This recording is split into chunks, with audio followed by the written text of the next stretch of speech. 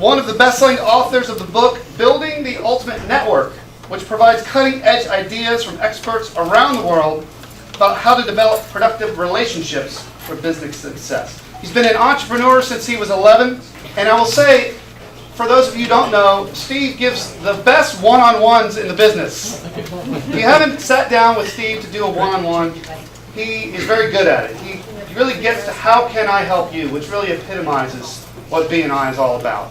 He's in my opinion, he's an incredible asset to have in this community.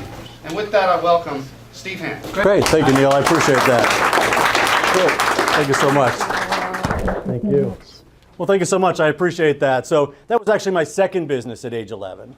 My first business was a paper route, and that's how they did that in those days. I was, 8 years old when I took over the paper route, and we delivered an afternoon newspaper. So I'd get home from school, there'd be a bunch of newspapers there, and the way they did that then is I bought them. I bought them from the newspaper company.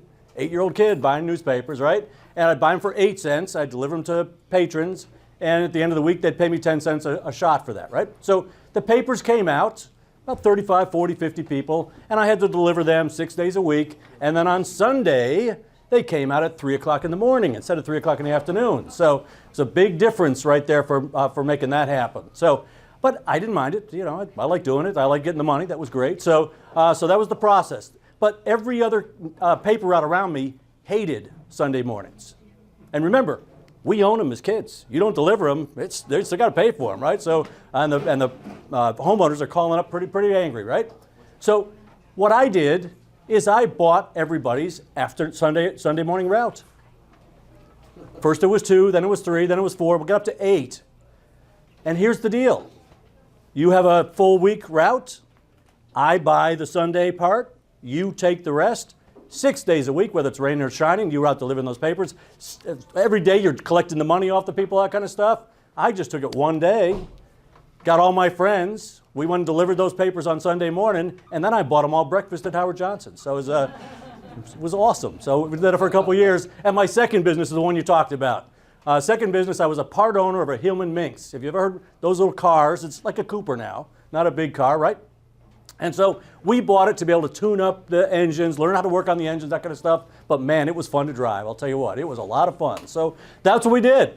I was the youngest guy at 11. The oldest kid was 15. None of us were old enough to drive, but I owned 20% of that car.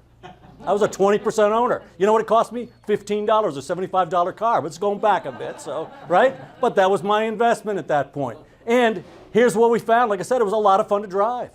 And the kid whose house we kept it at, his driveway was through those doors, probably almost to the outside wall, and a little bend around the garage. So we could get to third gear halfway down this driveway. It was fantastic, and we did. We had a great time. So now I'll tell you, the mirrors didn't last. They were gone. The gutter was off the side of the garage, but we had a great time. Every kid in the neighborhood wanted to ride in that too. So here was the deal. You could sit in the middle of the back seat for a nickel. You could ride on the window seat for a dime, a quarter for the front seat, and for 50 cents, we taught you how to drive. It was fabulous. It was fabulous. So, the first thing we did every morning was take the mailbox out and toss it away because it was not going to survive the day, right?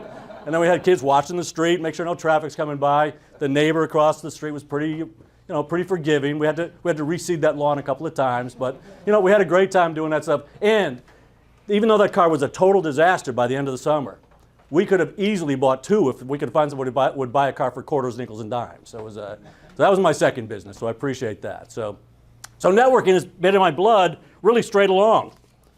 That's all I've ever done is networking. So